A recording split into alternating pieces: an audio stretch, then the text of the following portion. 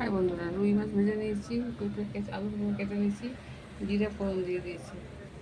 এবারে এটাকে দিয়ে দেবো, তো জিরাটা হয়ে গেছে। এটা আছে পেঁপে, আলু, টমেটো, মাছের ঝোলে দেবো।